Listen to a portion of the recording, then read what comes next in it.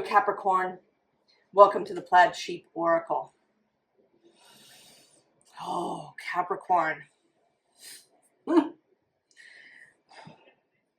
You are being asked to take your place. To take your place in the community, in the world. So we have this "you are seen" card, but I'm actually seeing you as the tree with the eye that sees. The primary example that comes to mind for me is the witches in the Discworld novels. They're herbalists, they're healers, they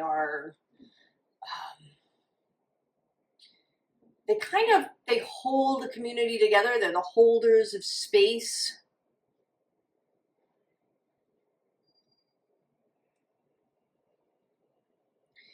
There is a shamanic quality to them. They don't really intercede, balancing the spirit world, but they kind of keep their eye on things. They hold their fingers on the pulse of what's happening in a village. They notice when things have gone out of balance in some way. They are someone, people can go to for help. But they also just show up because they pay attention. Now, the two underlying cards are "Roots grow from your feet" and "Touching the star-kissed leaf." So from the very tippy top of the tree, all the way down, down, down, deep into the ground through the roots. That is you. And we also have a peach so ripe.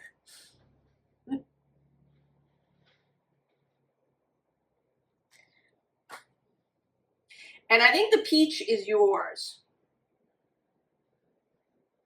I think that being this tree, this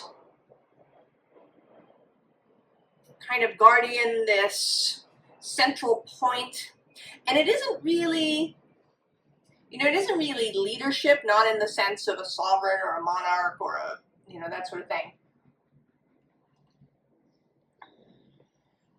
It's more to be the spiritual center.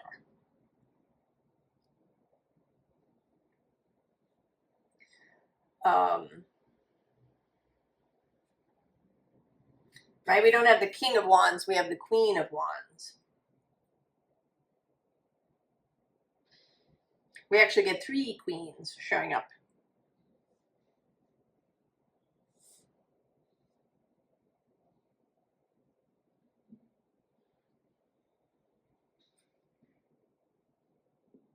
And there is this sense of her being,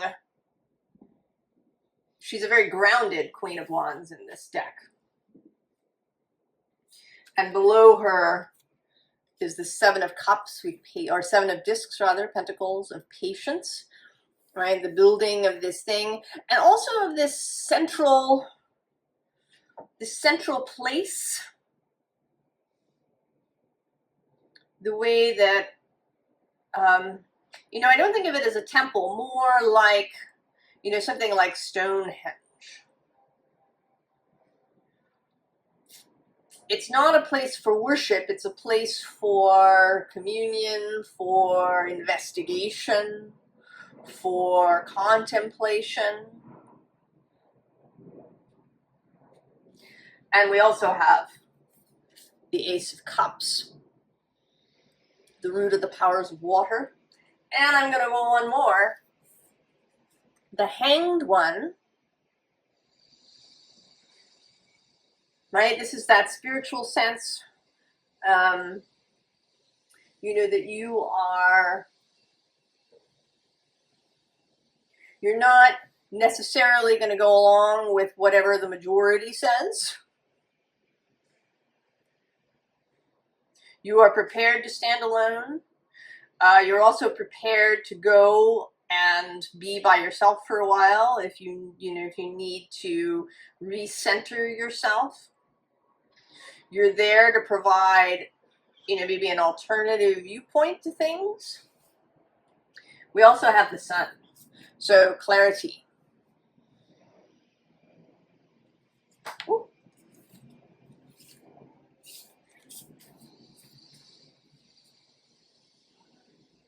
So there is a sense of this wholeness, of depth, from the crown chakra all the way down.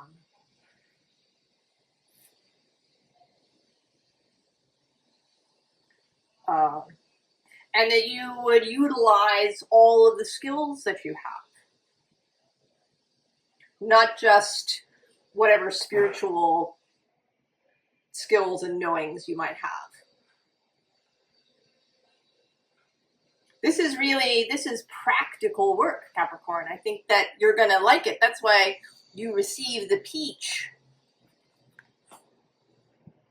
To do this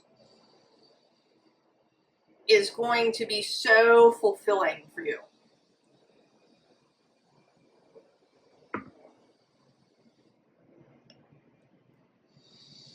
And I want to say that you're not solving people's problems, right? You're not doing their work for them.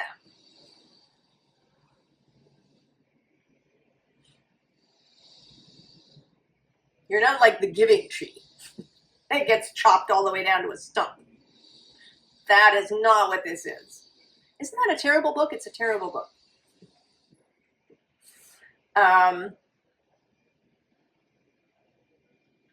You provide perspective. I mean, you might occasionally provide some information that somebody might need.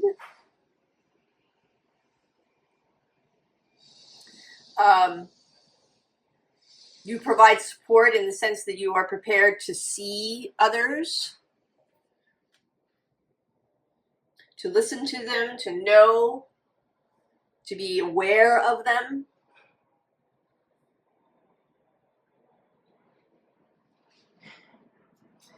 The two underside cards here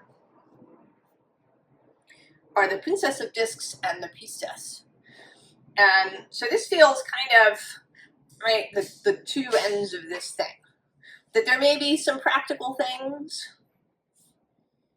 Maybe you direct people to particular websites or resources that they can use. Maybe you make suggestions. Maybe you connect people up with healers of various kinds. Maybe you're the person who knows, a really great acupuncturist and a really great herbalist and a really great tarot reader.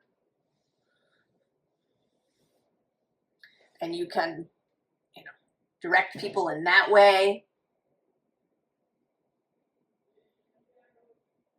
And then the Priestess is this, right, is this other end, from the root chakra all the way to the crown.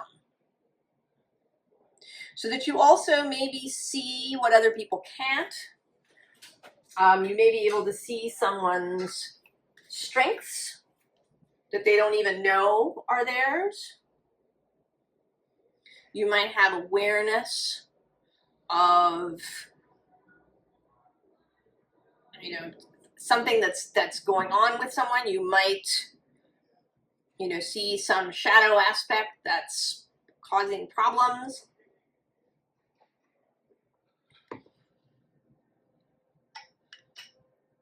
And all of this is here for you as well, for whenever you need it.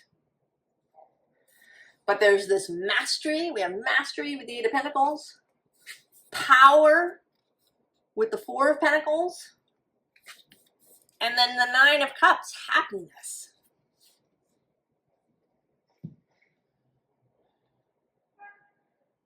Right? I feel like this is a description of you, that you have great mastery of skills, that you have this power center, right? You're solid, your trunk is strong, you have a really strong root system of your own. You have real knowledge for yourself about what your body needs, how much rest you need. That you're also an example to people, an example of happiness and how one can exist in this way, even in a world where there is sorrow.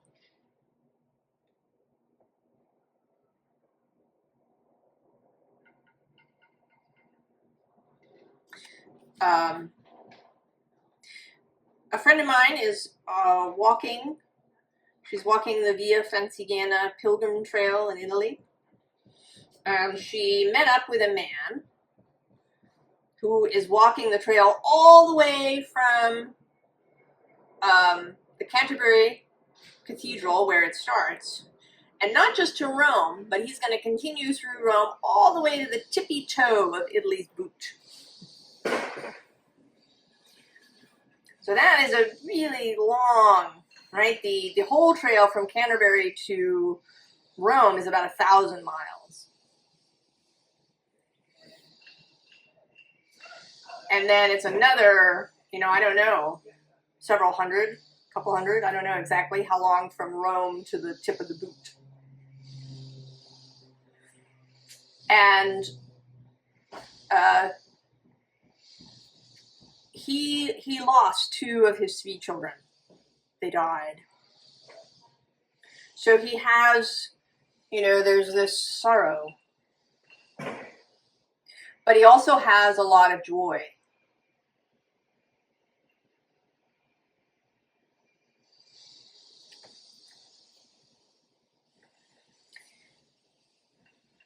And we don't get out of this life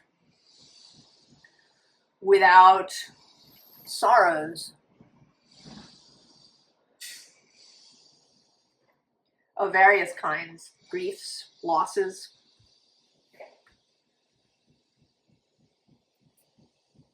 And I'm sure that is true of you as well.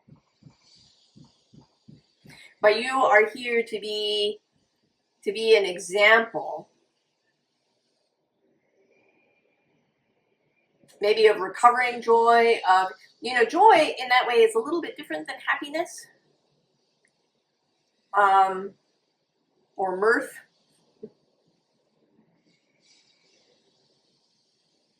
Right? Joy can be something that can hum in there even in times of sorrow.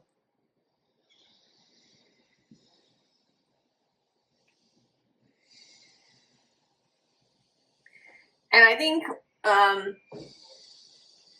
I've said through the readings, that the storm is coming. And I have no idea what it's going to look like. There is going to be something.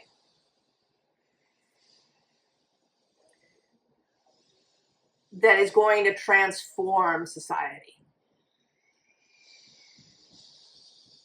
How we see it, how we think it should work, how nations perhaps see themselves. And it may be a long, I don't think it's going to be, like that. But there will probably be some difficult times ahead.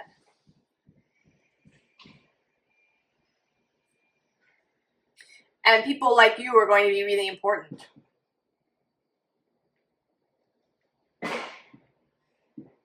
To be the ground, to be that tree.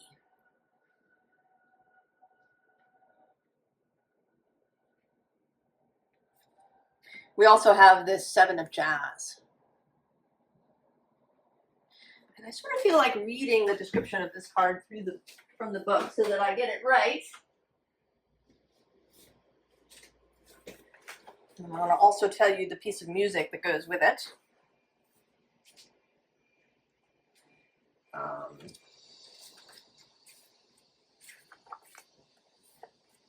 Okay, 7 of Jazz. Okay.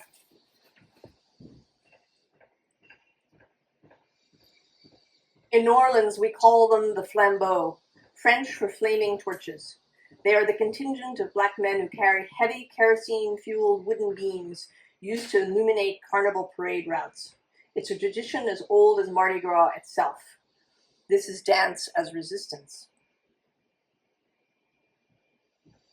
In the 7 of Jazz, we see a man walking through a busy scene of crowds gathering, holding a giant flaming torch. He gazes levelly ahead of him, where people are threatening him with wooden poles. The event is a Mardi Gras parade, and he is one of the flambeaux, the torch bearers.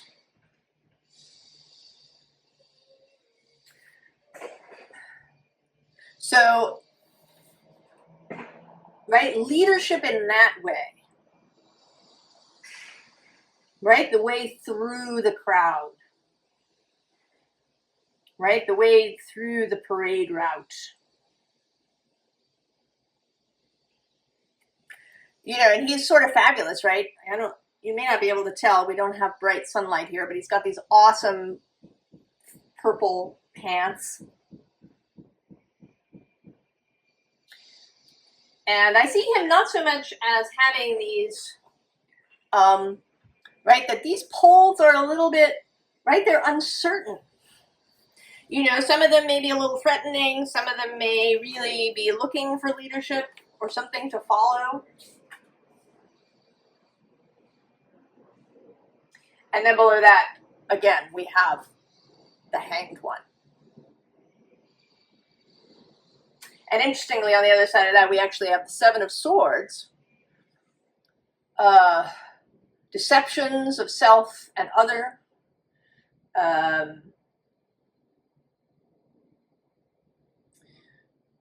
You know, ways that we lie to ourselves. Ways that we might conform, or ways that we might abandon the field. Below that is the Wheel of Fortune. And also this fabulous Justice, right? Calling people to rejoicing. Oh, I was going to tell you the song that goes with the 7 of Jazz, and I forgot to do that. So in this Rhythm and Soul Tarot, every card has a piece of music. And the 7 of Jazz song, you can go find it, is the Stomp and Buck Dance by the Crusaders.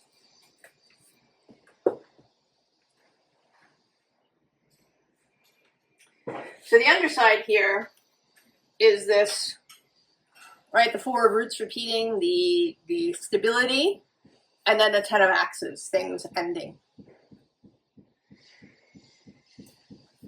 Right, things are going to change. I've talked about this a little bit, but we have an arrangement between Uranus, Neptune, and Pluto that last happened around World War II. And the world changed after that war. Right, the balance of power shifted. The idea of a superpower emerged.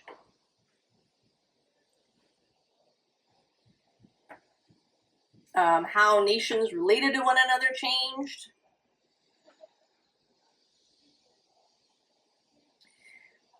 And this time, I mean, it's kind of similar. We also have air and fire. It was air and fire at that time.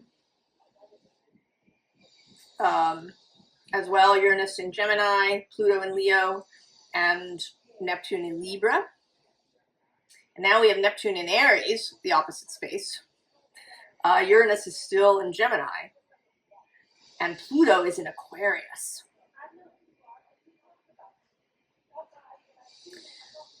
I'm going to say I don't think that we're talking about a war in the traditional sense. I think this is something else that is going to change society. And there's going to be endings. Things will end. And so we have the Nine of Jazz, which is the Nine of Swords, right? Anxiety, sleeplessness, worry, perseveration. We also have this Five of Roots, a feeling of lack. But this particular Five of Roots, right? It's true this pan is empty, but it is open. There is an availability to receive. And then the Three of Axes, the Three of Swords repeating. And this one feels a little bit like, right, with this insignia on the jacket, that there are perhaps groups of people who are going to really stick to the Three of Swords. They're going to stick to the negative, to the pessimism, to catastrophizing and all of these things. But you, my dear, are the sun showing up here again.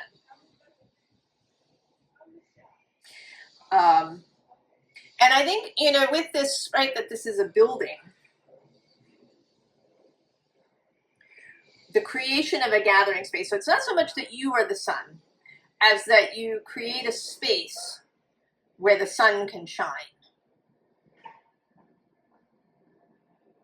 And that might be literally in some way, you know, a community gathering place, your own house, place where you work, whatever it is, or it can just be the mindset that you have. That when people are with you, they feel the sun. That your influence brings clarity. Right? Again, here with the Three of Cups, more of this gathering and joyfulness. We also have the Page of Cups, a little nod to the innocence we've been talking about. I talked about that with Taurus.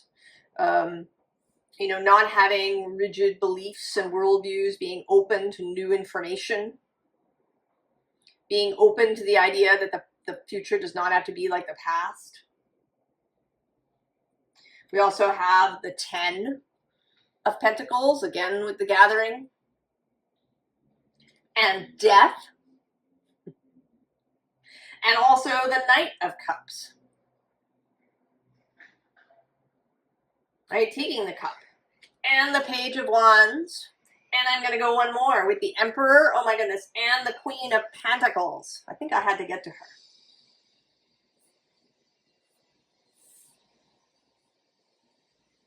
Actually, the only queen that I don't see out here now is the Queen of Swords, which is interesting because the next card to this is the King of Swords and the Sun. So again, this sense of depth, you've got real depth, Capricorn. Depth of resources, depth of character, depth of vision. On the underside is this very Gemini moment of the Lovers and the Knight of Swords.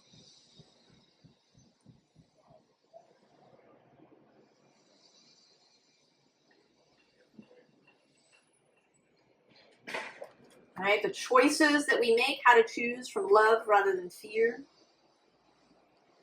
There's more choices here with the Seven of Cups. It's actually the third 7 that's come out. We've had Wands, Swords, and now Cups. Oh, and actually 4. We had Pentacles under here. So we had all the 7s. 7 is certainly a mystical number, a magical number. It's an odd number, and like all the odd numbers, it creates some sort of change from the even, which is very stable, to something that's in motion. And then we have both the Queen of Wands and the Queen of Cups here together.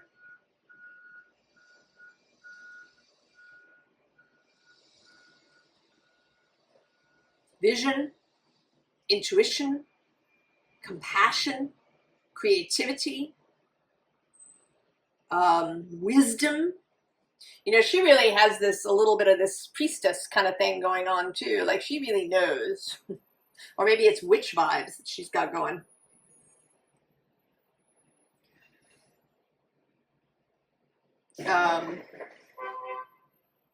You know, she feels less priestessy and more a little empressy. That there's a sense of the mother, of compassion, of nurturing,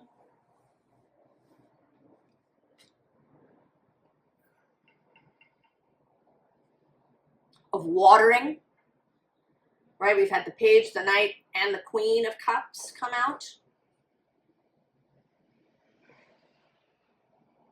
This watering of the earth around you and around everybody else. And then the Two of Swords.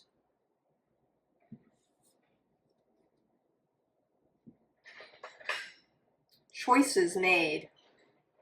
And here, really the ability to hold paradox, right? She's kind of hugging these swords to herself. And we have that a little bit with the Lovers and the Knight of Swords, this Gemini energy. Oh, the drilling has begun for the day. Hold on.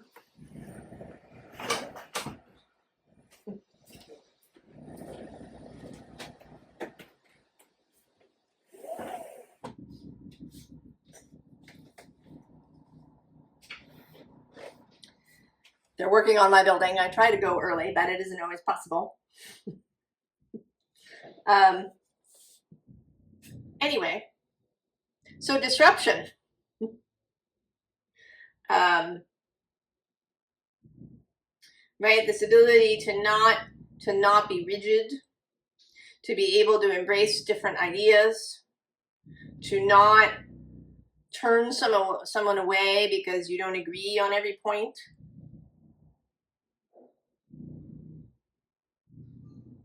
That sense of welcoming everybody.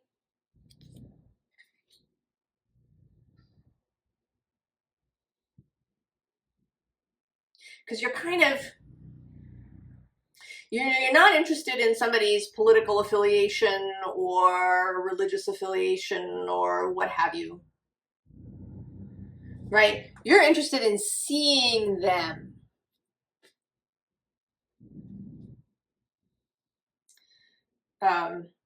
Right? You're not interested in identities or in any of that stuff. Right? All of that is like obscuring the person underneath. And that's what you're really interested in.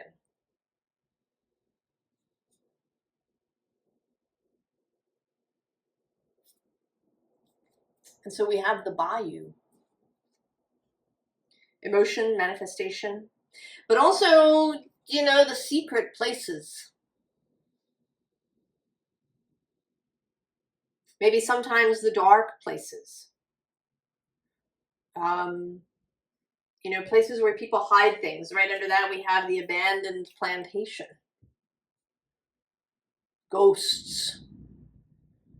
You know, old regrets and shames. Below that, we have the Peacock with vanity and pride, which may be, you know, the way people use bravado.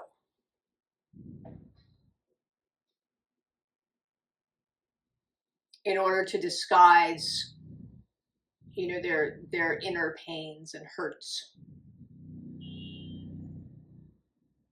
Below that is the conch shell with homecoming and afterlife.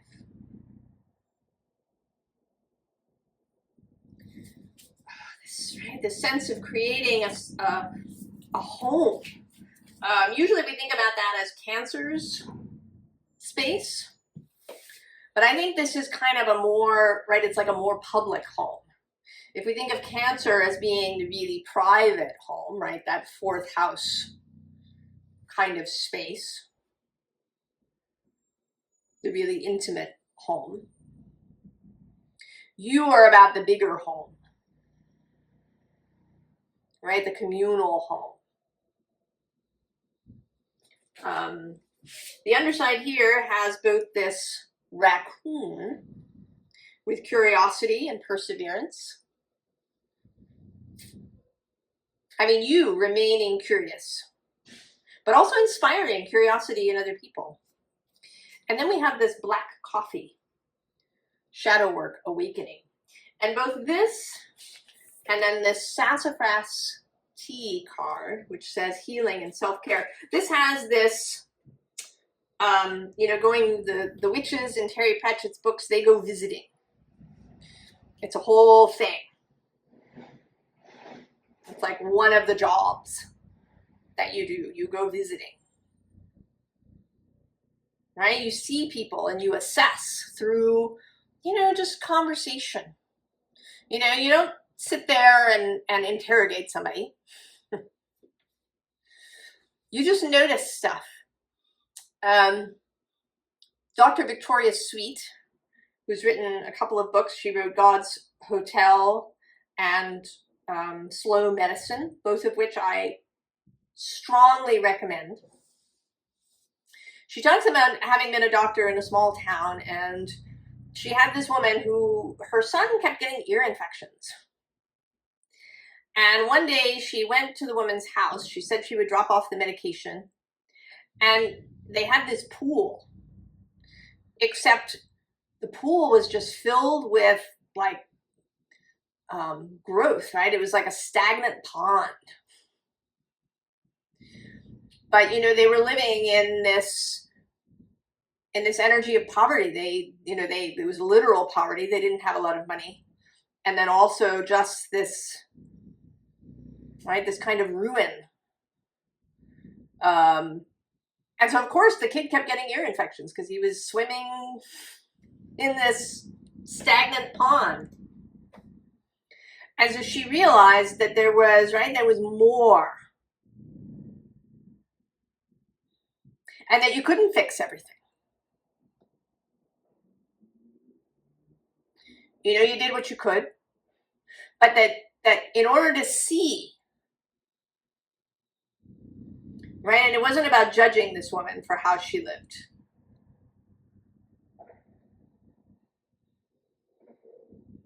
Right? How do you move through that? How can you be, right? How can you open a space for the sun to shine?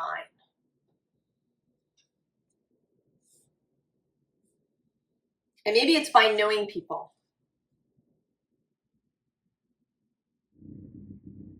You know, and maybe it's doing this. Maybe it's literally going and visiting people. You know, it's something that we don't do much nowadays. You know, maybe we schedule things. We schedule a play date for our children, or we schedule these things. But we don't just go visiting people. Maybe you start doing that. Just showing up. Right? So you can take the pulse of your neighbors. Or if we're talking about a company here, maybe you go visit the other, you know, you leave, you go visit people in their cubicles, you go visit people in their offices, you know, go to other departments.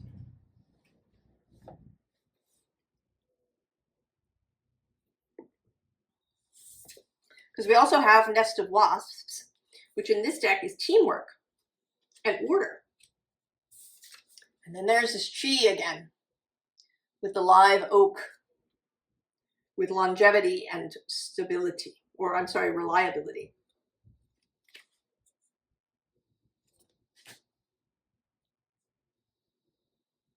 Advice, formally. Of course, the Hierophant.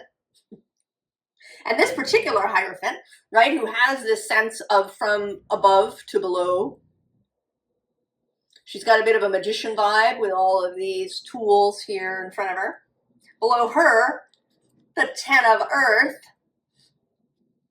10 of Pentacles, the ultimate instability. And then there's that 3 of Air repeating once more, as well as this 5 of Earth. But then we have the actual magician, And then I'm going to go, oh, I have to go 2 more. There's this temptation card, which is the devil in this deck. And that is your card, Saturn. You know, maybe you're moving people away from the temptation to stick to this, right? They can relinquish their membership in the 3 of Swords gang. And then the Empress. And the Queen of Water, the Queen of Cups coming up again.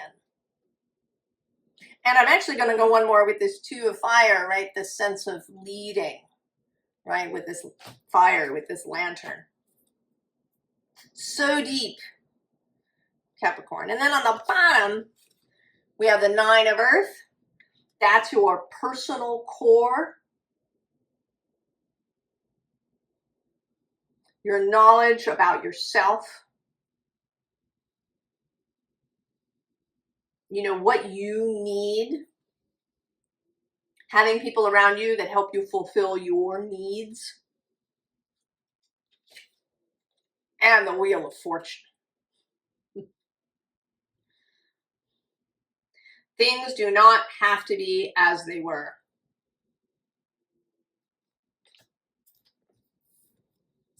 We do get our only, well, not our only king, but our only visible king.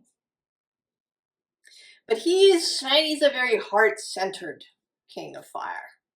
He's very gentle.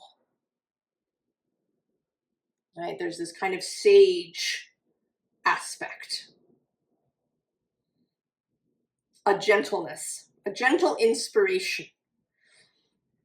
Guiding people to their own hearts, helping them pull these swords out. Chariot, another nod to Cancer across the way. And to, you know, getting your horses into alignment personally.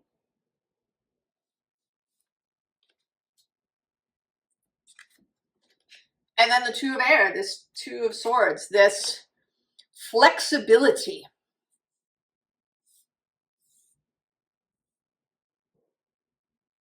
There's no rigidity here. You are not, I actually want to say, although this is the live oak, I think you're a more flexible sort of tree.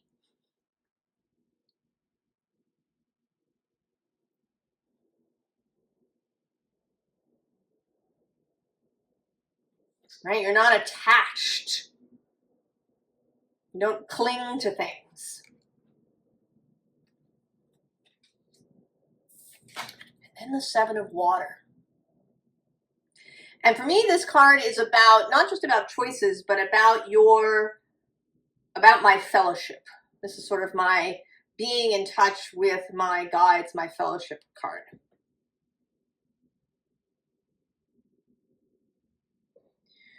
So mind your own self. This is not, you know, again, about you giving till it hurts. This is about you creating a life that is an example to others, that is an inspiration to others, that you do what you do out of love, out of joy. You do it because you're interested in people.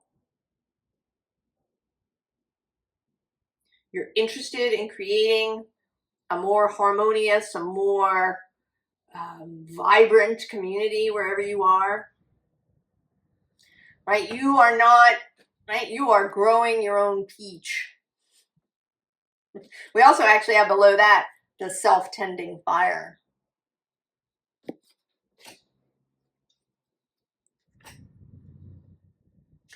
And there's this last card. I wasn't sure if I was going to turn it over. It kind of came out, and I don't know what it is. We're going to see together. Oh, it's the voice of the moon. Right? It's following your heart. You're following your heart. You are rejoicing. You have pulled the swords out of your heart. And you're going to help other people do the same. Capricorn. It's so beautiful.